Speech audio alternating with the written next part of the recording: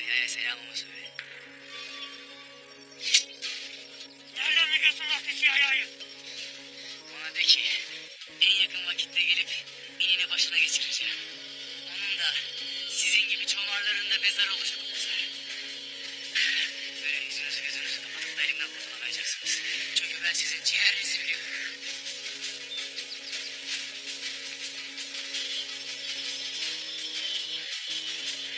Hakkınızdaki her şeyi biliyorum. Aldığınız her nefesi, attığınız her adım. Cehenneme çevireceğiz bu toprakları, sizi gömmeden durmayacağım. Öldürün bu adamı.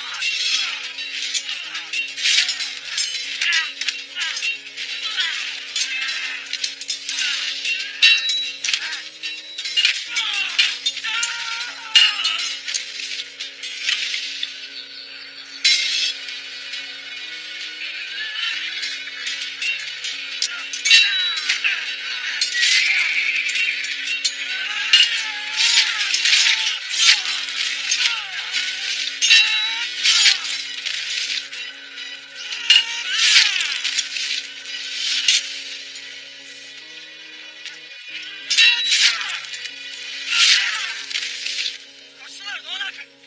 Ben senden gitmeye çekiniz. Yok kardeş yok. Onlar Ertuğrul Bey'in bir casus olmadığı haberine götürürler. Bizim de istediğimiz budur. Ne? Bamsı kardeş anlatırsana. Kardeş bunu anlatsan da anlamaz ki. Anlattın da anlamadım mı Bamsı kardeş?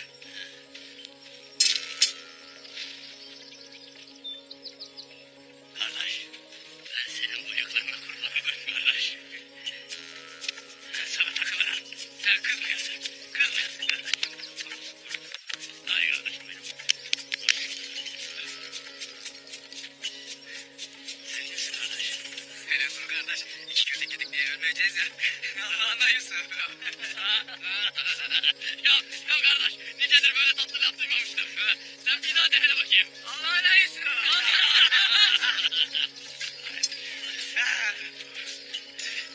Kardeş. Ne edeceği adamlar da kaçtı. Biz vazifemizi yaptık kardeş. Yaptık mı dersin? Evet tabii kardeş. O Tristan'la olduğumuzu yine bir üstadlarına haber edecekler. Hava kararmadan siz de işinizin başına kardeşler. Ertuğrul Bey'im sizden haber bekler.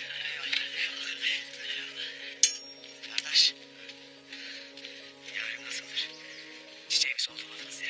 Kardeş yarın iyidir. Çiçek altına iyidir. Gözün arkada kalmıyor. Tez vakitte de kavuşursunuz inşallah. İnşallah kardeşim. İnşallah. Sen ne edeceksin? Dağlar benim meskenimdir kardeş. Bir müddet daha ortalarda görmeyeceğim. Allah yardımcınız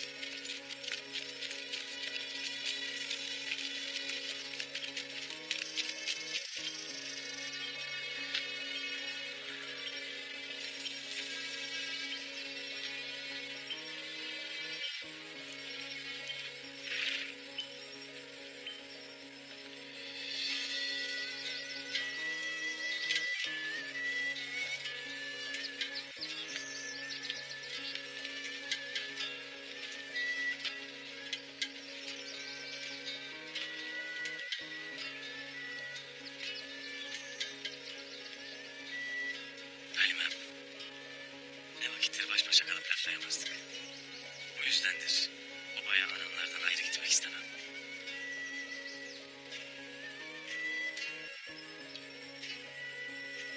Neden kaçırırsın o güzel gözlerini benden Halime? Ne vakittir başımız dertten kurtulmadı beyim. Seninle böyle gezmek beni heyecanlandırdı herhalde. Ondandır bu hallerim. Araya giren yollar, haller, vakitler, seven gönlün katığıdır. Aşkımıza güç katar.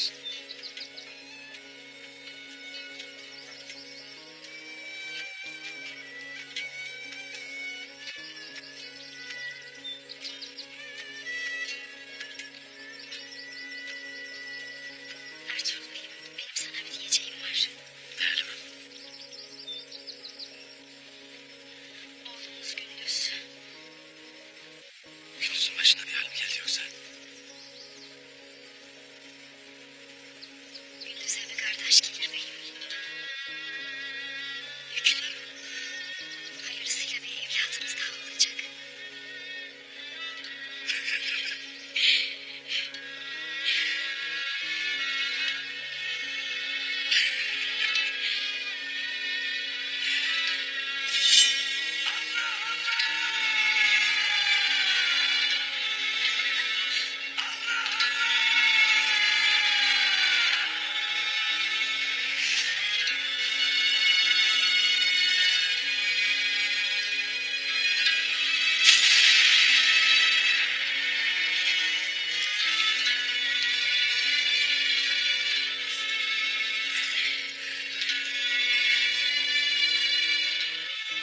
Şükürler olsun Halimem.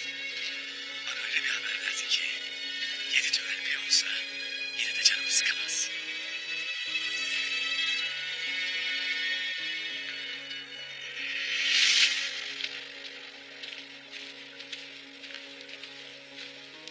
Canını sıkmaya geldik yiğidim. Neymiş o güzel haber?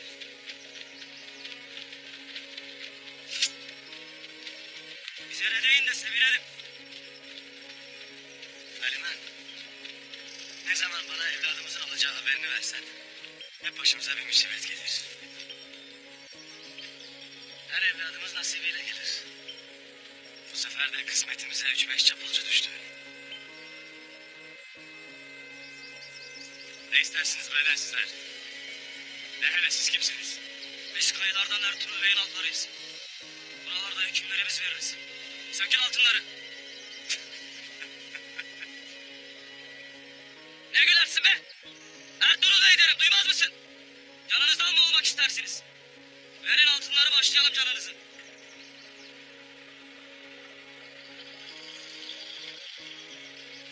Yaklaşma.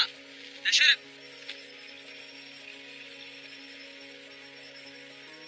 Demek Ertuğrul Bey'in alplerisiniz ha? Ertuğrul Bey'i iyi tanırsınız. Bizi duydun. Bizi o yetiştirdi.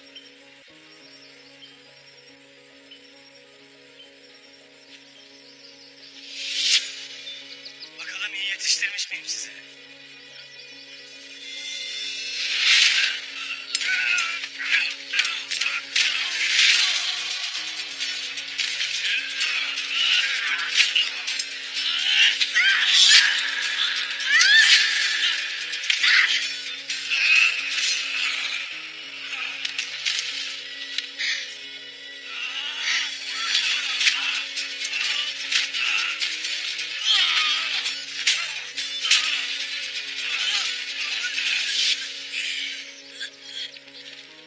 Bana bak suçsuz. En mutlu günümde senin pis kanınla elimi kana bulamayacağım.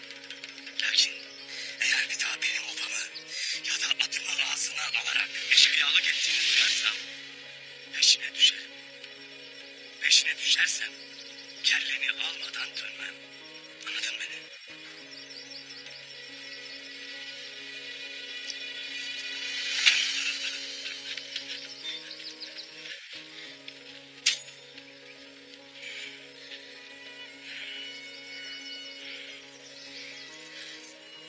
Namımız yürür Halimem. Soyumuzun evlatları bu namı daha da yücelteceklerdir. İnşallah beyim. Şimdilik kimseye vermeyesin. Vakti geldiğinde hak ettiği şerefiyle veririz. Sen nasıl uygun görürsen beyim.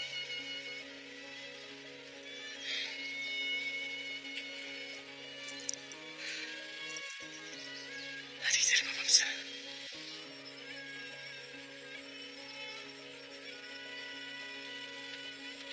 Allah Allah! Boyumuz boylansın! Soyumuz soylansın!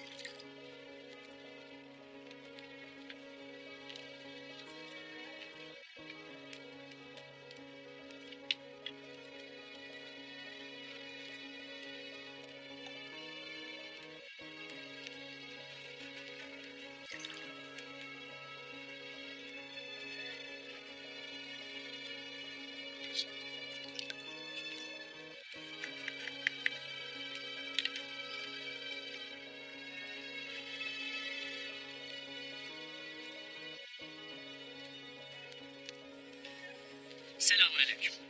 Ve aleykümselam İshak gel. Keklikleri getirdim beyim.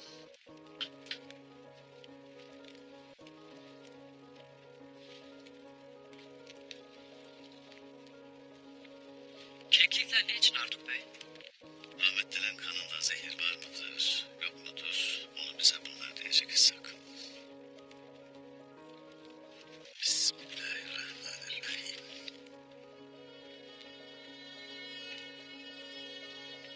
Bu dil kimin olabilir? Düşündüğün biri var mıdır beyim?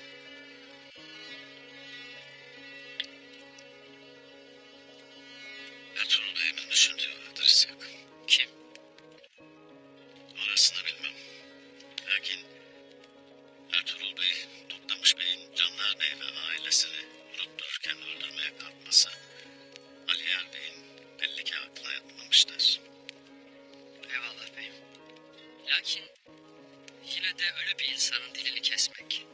Dinimiz bu hususta ne der? Kendime sormadan edemedim. Böyle muazzalı hususlarda Semerkantlı Maturidi Hazretlerinin bize öğrettiği gibi İslam'ın ışığıyla aydınlanan aklın yolundan gitmek mecburiyetindeyiz İshak. Gitmeliyiz ki İslam'ın ışığından da aklın yolundan da sapıp karanlıklarda yolumuzu kaybetmeyelim. Eyvallah beyim.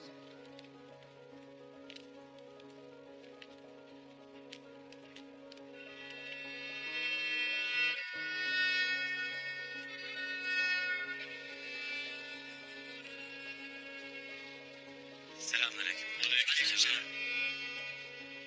Hoş geldin Ertuğrul Bey'im. Hoş gördük Dündar. Emanet ettiğim makamının, otağının babamızın namusunu emrettiğin üzere geri teslim ederim beyim. Emanet makbul müdür beyler? Makbuldür beyim.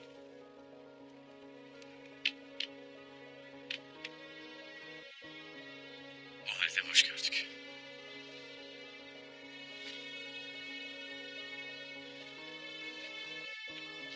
Su yolu ne alemdedir? Gelirken hala çalışmanın devam ettiğini gördüm. Su yolunu Dündar Bey'in dediği gibi yaparız beyim. Tepenin emini kullanarak obanın ağzına kadar su getireceğiz beyim. Ne vakit biter Dündar? 3 güne biter beyim. Artık obamızın kadınları su için o kadar yol yürümeyecekler. Ağlar ne durumda? Kışın eli kulağındadır. Kısa zamanda bitireceğiz. Kış gelmeden, hayvanlar telef olmadan bitireceğiz inşallah. Emrettiğin gibi yaş ağaçları kesmeden bu meseleyi halloluna koyacağız inşallah. İnşallah. Beylerin söyleyeceği yoksa beyler gidebiliriz.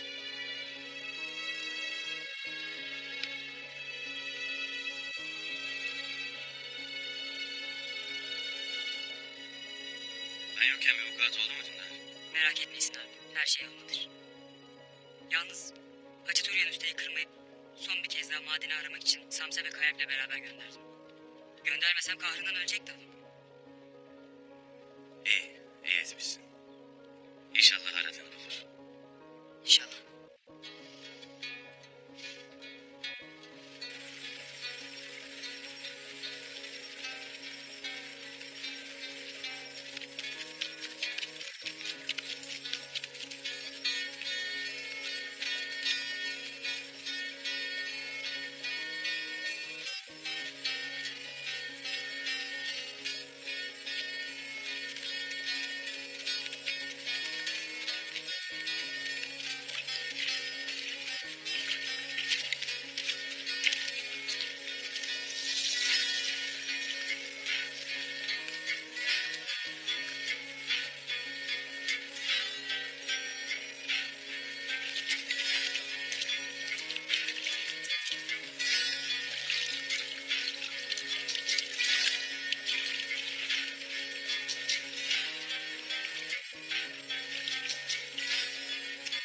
Altın ararken biz de kaybolmayalım be usta. Bana güven Samsalar. Buraları avucumun içi gibi bilirim. Altının kokusunu aldım. Çok yakında. Altın kokar mı be usta? Almasını bilirsen kokusu. Duymasını bilirsen sesi. Görmesini bilirsen ışığı vardır evlat. Usta doğru der Kaya. Ben de kekliğin kokusunu bir kokatını mesafesinden alırım. İşte şimdi beni anlamaya başladın. Çok uğraştın ama inşallah bulacaksın. Altın avcısı Haçaturian Usta. Bulmak zorundayım be evlat. Ertuğrul Bey'ime sadece bir can değil, onurumu, şerefimi de borçluyum. Altını bulsam da bunları ödeyemem. Ama en azından obaya bir faydam dokunur.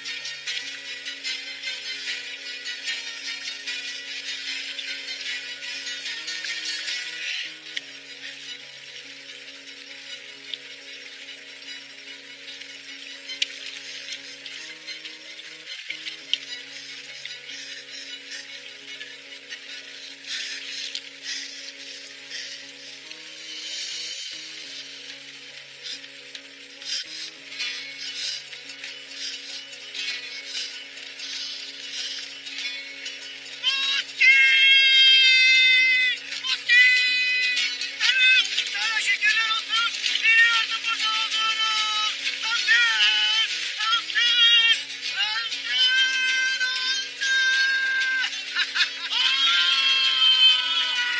Tanrım, sana şükürler olsun Tanrım. Biliyordum burada olduğunu. Altın!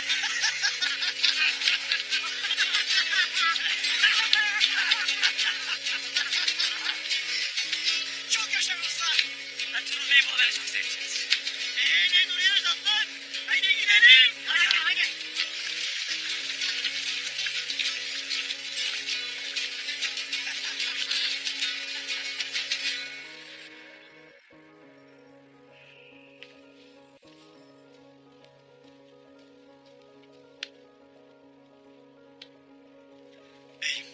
Ali Yer Bey geldi. Buyursun Abdurrahman.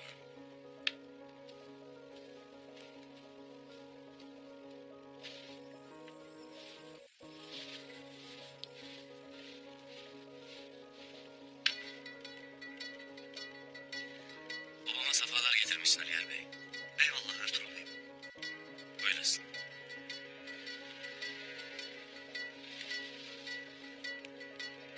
Hancı Simon'la konuştum Ertuğrul Bey. Ne der teklifimiz için? Ertuğrul Bey de buyursun gelsin. Yarın hep beraber oturup konuşalım der.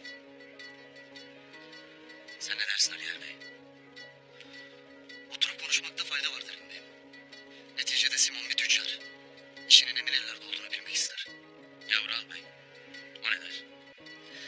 ise bu teklifi Candar Bey'in zoruyla kabul ettiği aşikar. Abim oranın bir yanlışını görmeyeceksin beyim. Her daim işin başında ben olacağım.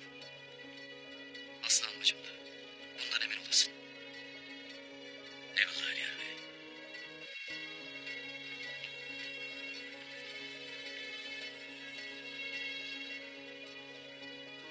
Selamünaleyküm.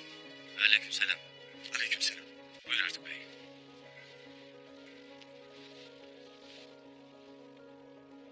Hoş gelmişsin Aliyar Bey. Eyvallah Artuk Bey.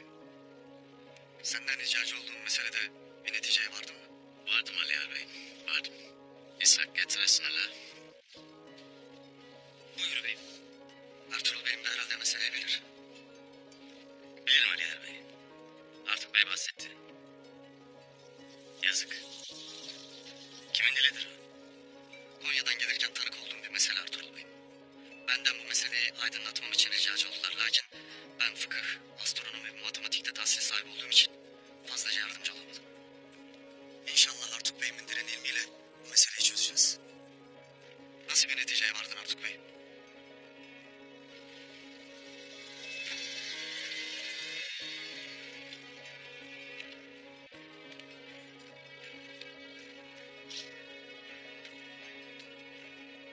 Kekliklerden birine dildeki kimyadan verdim. Ya öteki keklik? Kimyadan olan keklik öylesine bir çılgınlık haline büründü ki ötekini öldürdü. Ben de ömrümde böyle bir şey ilk defa görüyorum. Keklik ki mülayim bir kuştur. O mülayim kuş adeta yaralı bir aslana dönüştü. Öteki kekliği öldürdü. Sonra da çırpına çırpına can verdi. Belli ki aldığı kimya onu esrikliğe ve çılgınlığa sevk etmiş. Nasıl bir zehirse sadece içeni değil, çevresindeki herkese zarar veriyor. Aliyar Bey. Buyur beyim. Bu dili Mefta'nın yanına gömerseniz şayet. Merak etmeyin sen İshak. Ben gerekeni yapacağım. Eyvallah beyim. Müsaadenle beyim. Dediğim gibi yarın sabahtan handa olacağım Aliyar Bey.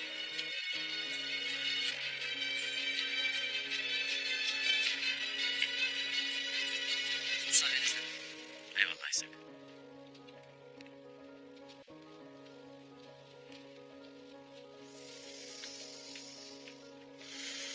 Ne dersin bu durumlara beyim? Belli ki Toktamış Bey biri zehirlemiş artık bey. Ural Bey mi dersin? Bir kez daha gördük ki Çavdar Obası'nda güvenebileceğimiz yalnızca iki kişi vardır. Aliyar Bey ve Aslan Hatun. Peki ya Candar Bey? Candar Bey obasının selameti için her şeyi yapacaktır. Buna adaleti ve hakkı çiğnemek de dahil. O yüzden Candar Bey'le menzilimiz hiçbir vakit tutmayacaktır. Eyvallah bey.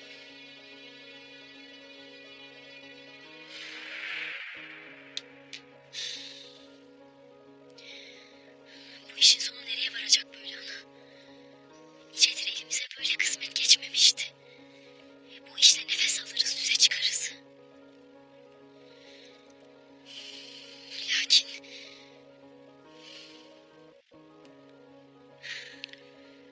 içinde tarifsiz bir huzursuzluk var değil mi kızım?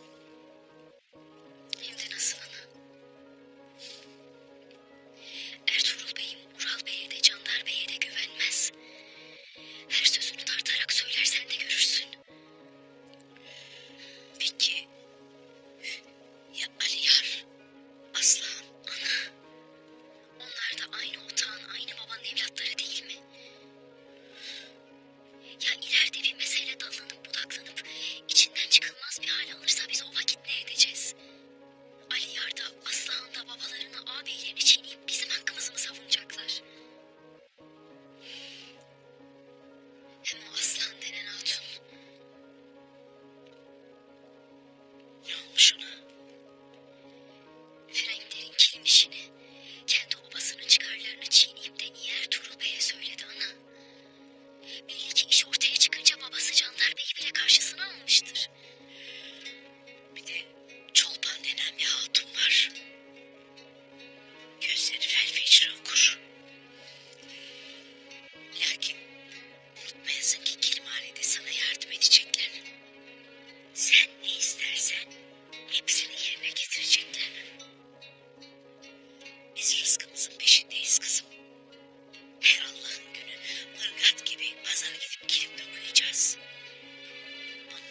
sonrası Allah'ın takdiri, Ertuğrul Bey'in işidir.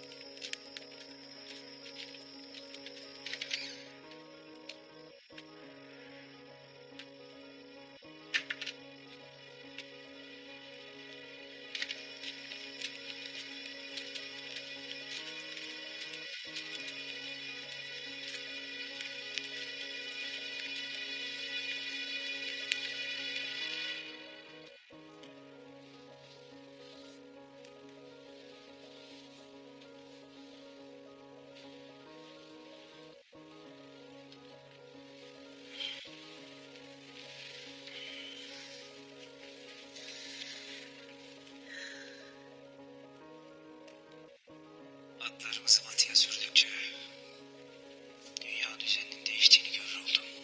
Doğunun da batının da tek hakimi altındır Turgut. Tanrımızı içimize gömdüler. Üstünü de altınla örttüler. Hristiyan dünyasının Haçlı savaşları aslında sadece altın içinde. Bu düzene ayak uyduran ayakta kalır. Uyduramayan da ölüp gider. Çöpteki bir semender gibi esamesi bile okunmaz. Görmek isteyene her daim yeni kapı açılır. Yeter ki gözlerini açık tutsun her kişi.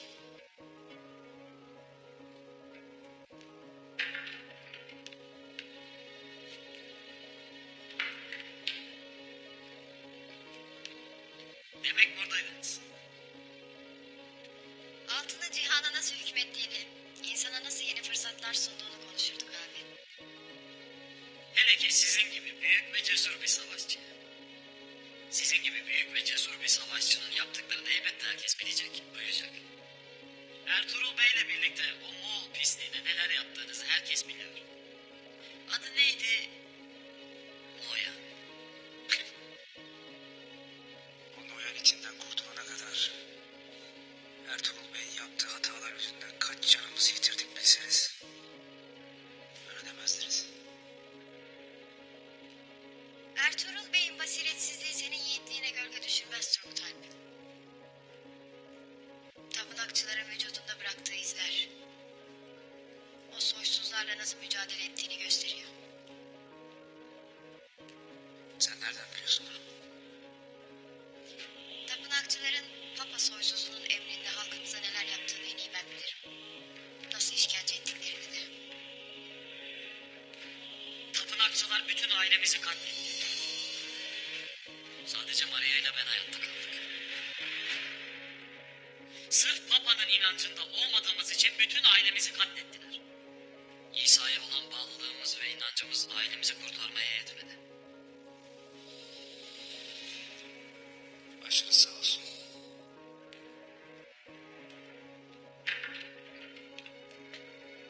Üstad Simon, bir misafiriniz var efendim. Müsaadenizle.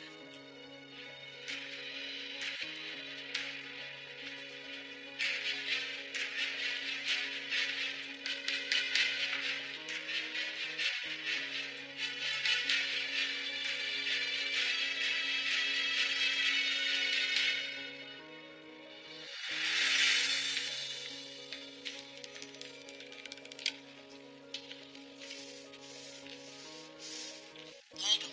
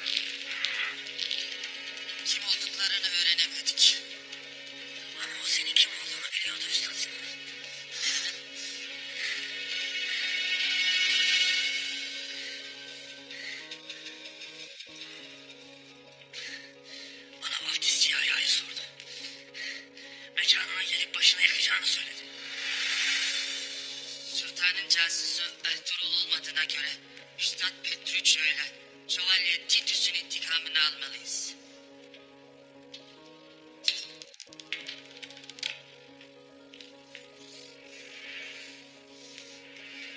Ertuğrul yarın mutlaka ölmeli Üstad Simon. Ertuğrul yarın benimle görüşmeye gelecek. Gerekeni yapacağım. Bütün tedbirleri alın. Hanın içinde ve dışında gereken bütün tedbirleri alın. Emrim olmadan kimse hareket etmeyecek. Neden hemen harekete geçip bu işi bitirmiyoruz? Çünkü bulduğunuz adamın sultanın casusu olduğundan emin değilim.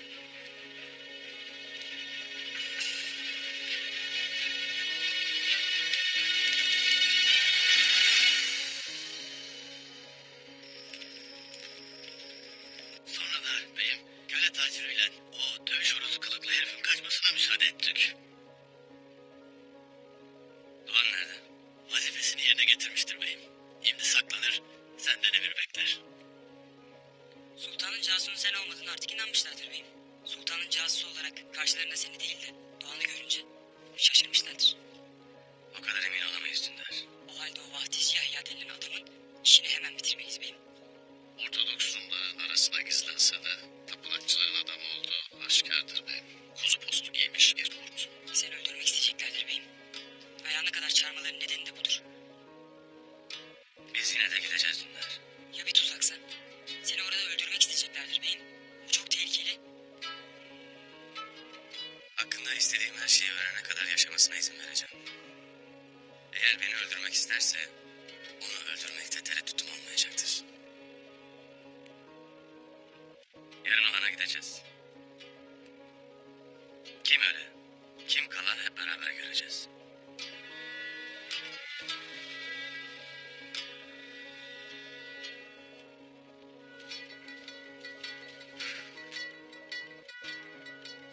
Beyim, Haçaturyan Usta seni görmek ister. Gelsin Abdurrahman.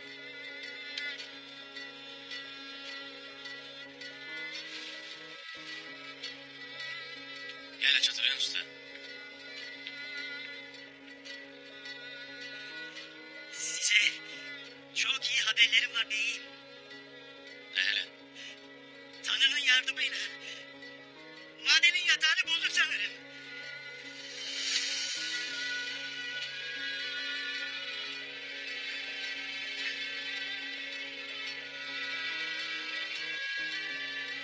Daha ne kadar altın var bilmem. Ama çalışmak lazımdır. Güzel. Bundan kimsenin haberi olmasına Haçaturyan Usta. Ser ver, sır verme. Oraya hangi harplerle gidiyorsan aynı harplerle gitmeye devam edesin. Emrin olur beyim.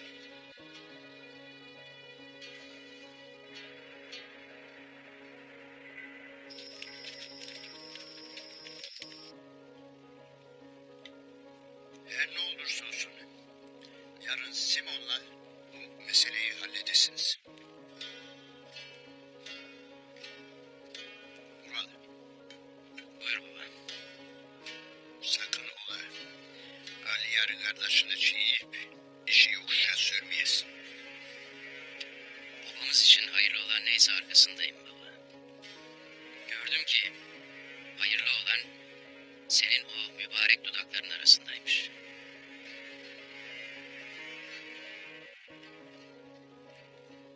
Çoban, sen de Halime Hatun'un sözlerinden çıkmayasın. Merak etmeyesin beyim. Müsaadenle beyim.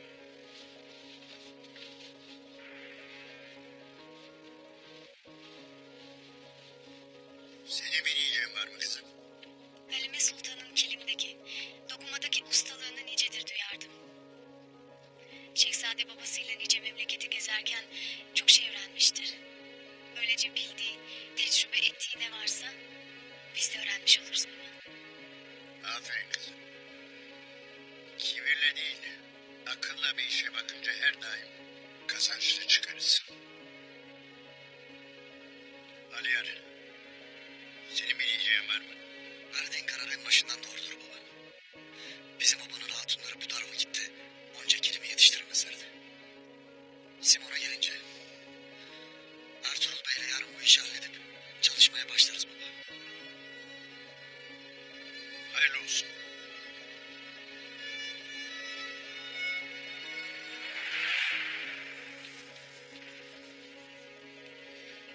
ok yaydan çıkmıştır.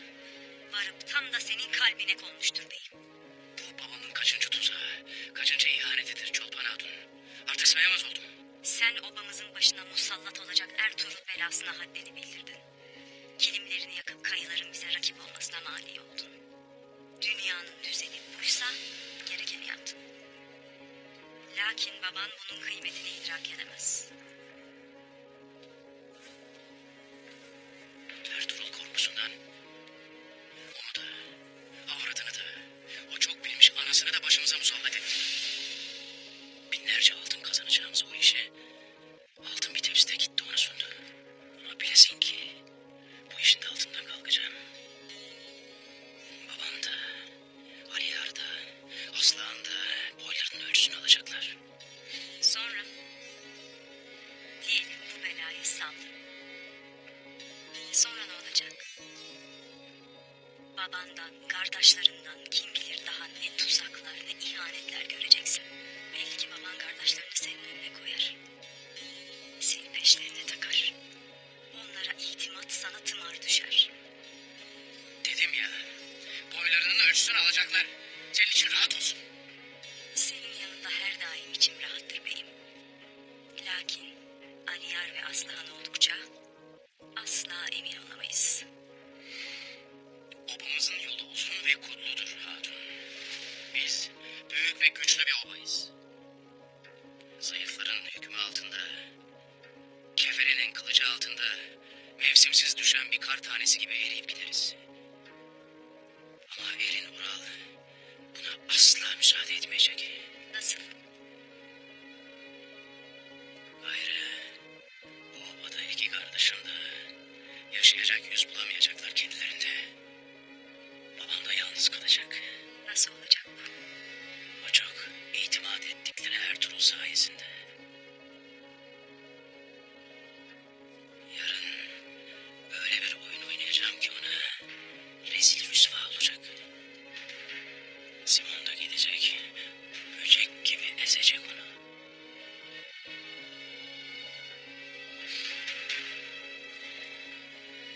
Mis gibi kokarsın hatun.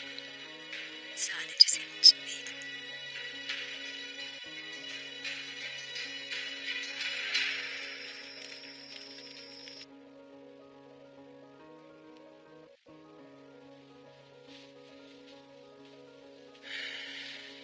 Hoş geldin beyim.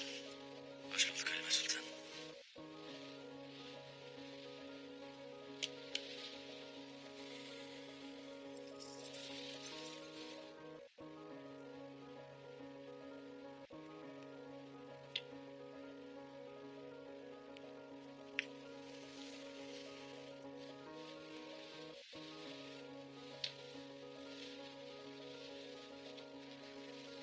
Hala tedirgin misin Halime Sultan?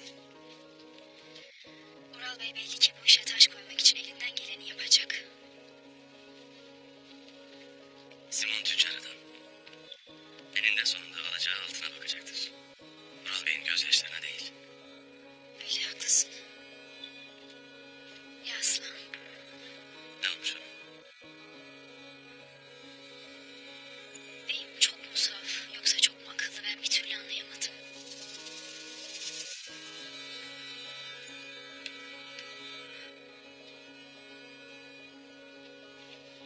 Ne demek bu Halime? Frenklerin gelip de kilim alacağını sana söyleyen Aslan Hatun'du. Öyle bir şey niye yapsın beyim? Sen ne düşünürsün?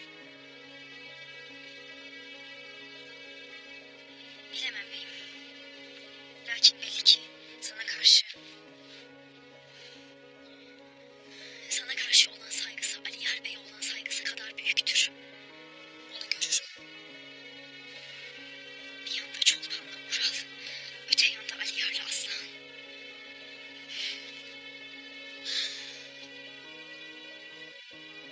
Düşündüğüme gelince beyim, Cantar Bey'in evlatlarının arasına girdik. İşimiz hiç kolay olmayacak.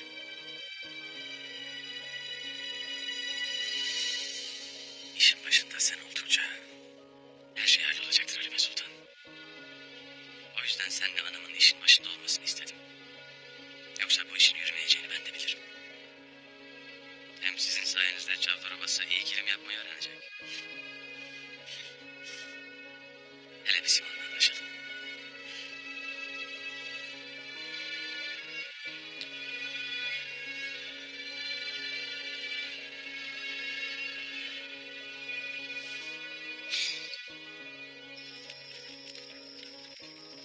Abimle Toktamış Bey'in arasındaki mesele neydi Aslan?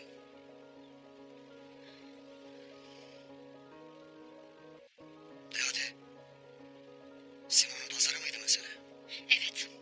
O uğursuz pazar. Aralarındaki husumeti büyüttükçe büyüttü. Ne oldu?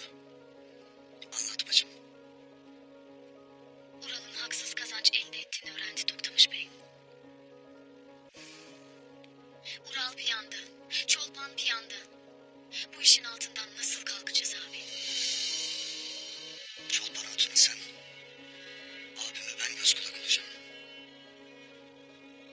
Yanlış bir şey duyarsan hemen bana haber edesin Aslan. Merak etme abi.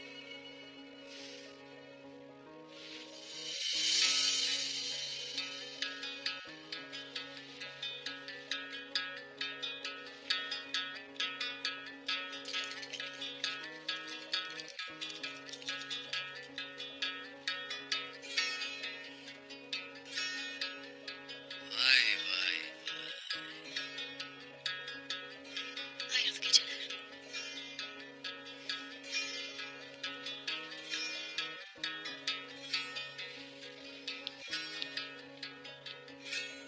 Sana akıl vermeye geldim Ali Yar.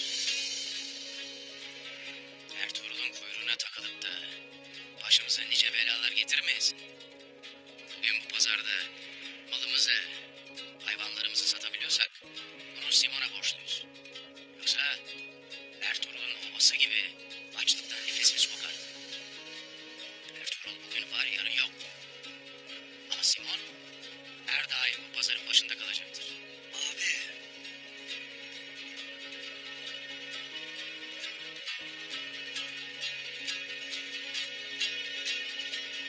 Simon'la bir olup babamızın rızkını çaldığın doğru mu abi?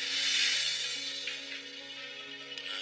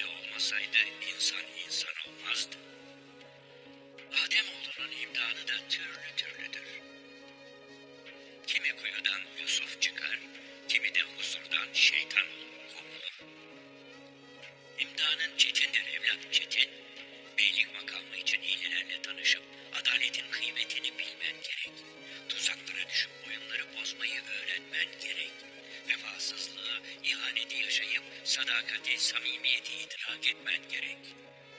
Sonra düştüğün kuyudan çıkar, kendi mülkünün sultanı olursun inşallah.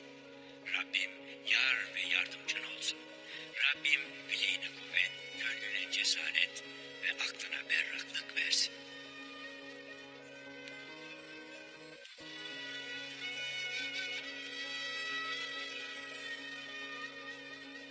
Ya Rabbi, çıktığımız kaza yolunda tuzakları bertaraf eyle. Düşman karşısında uyanık olmayı nasip eyle. Ya Rabbi, pusatımıza Zülfikar kudretini, yüreğimize Hazreti Ali cesaretini ver. Kardeşliğimizi, birliğimizi, dirliğimizi bozmak isteyenlere fırsat verme. Yalnız senden yardım diler. Yalnız sana boyun bükeriz.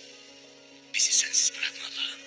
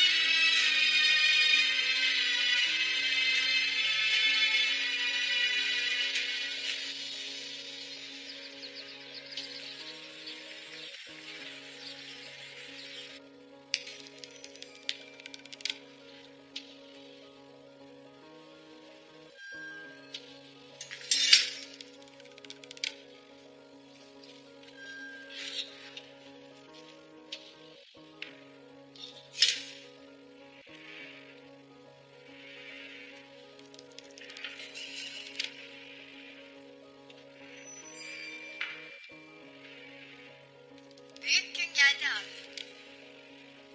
Bizim için büyük gün Kudüs'ü Müslümanların elinden temizlediğimiz gündür.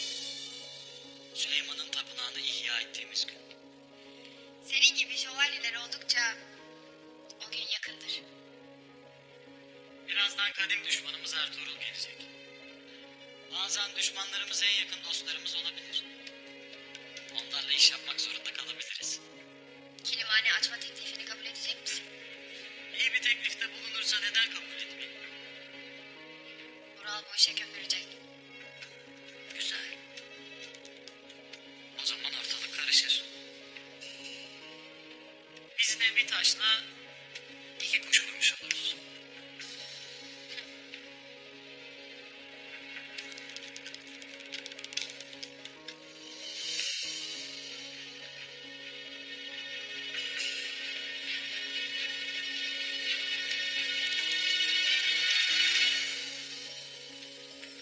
Maria Turgut'un yanından ayrılmaz olmuş. Herhalde gönlü düştü yiğide.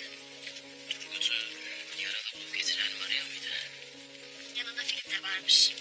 O vakit hançeri ikisinden biri bulmuş olabilir. Bunu mu diyorsun yani? Maria oynak hatundur. Aklı çalışmaz öyle şeylere. Hem nereden bilecek Batuhan'ın hançerini? Bu işte olsa olsa Filip'in parmağı vardır. Eğer Filip'in işi ise de Simon'un da bu işte parmağı vardır. hiç şüphen olmasın. Dediğim hırsızları ayarladın mı? Hiç zor olmadı. Üzerindeki kesede kıymetli taşlar var demem yetti de arttı bile. O vakit tekrar geleceğim. Seni hep bekleyeceğim ben. Yeter ki sen beni sensiz bırakma.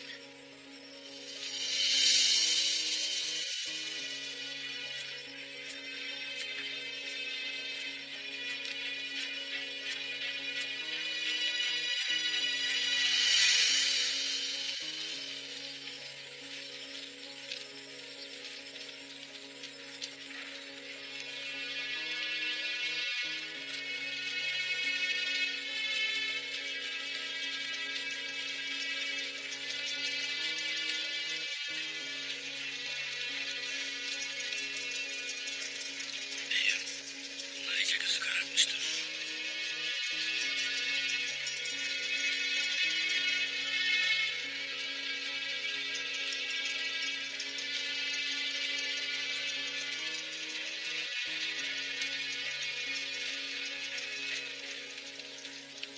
İsa aşkına Mehmet aşkına şu fakire bir sadaka. Kuşlar üstadın balkonuna tünediğinden beri kargalar iyice azgınlaşır oldu. Tanrı ve tüm azizleri yanınızda olsun yiğit. Allah inananları ve onun uğrunda cenk edenleri korusun ihtiyar.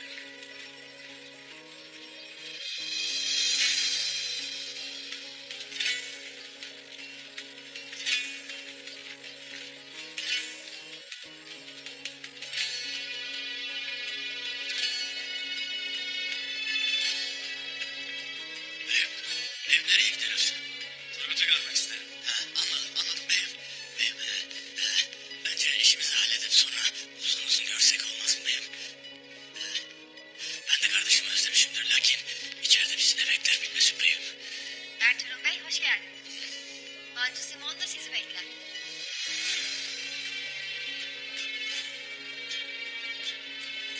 İyi vakit.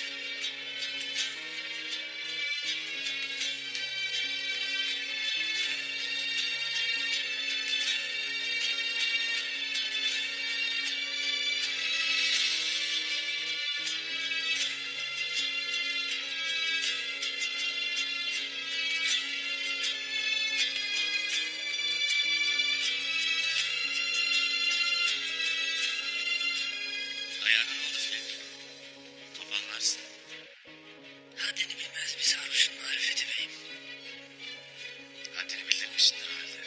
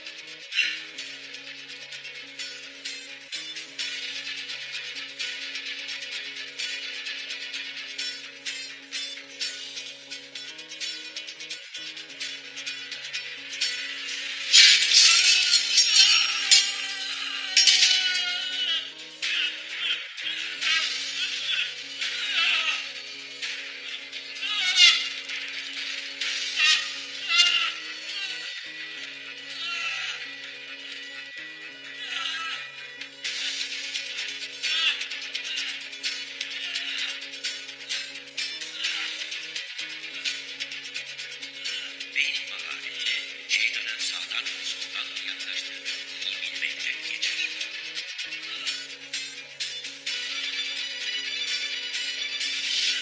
Ben Süleyman Şahoğlu Ertuğrul. Tüm alemi cihan bilsin ki rızkıma tasallut eden köpek cezasını çeker.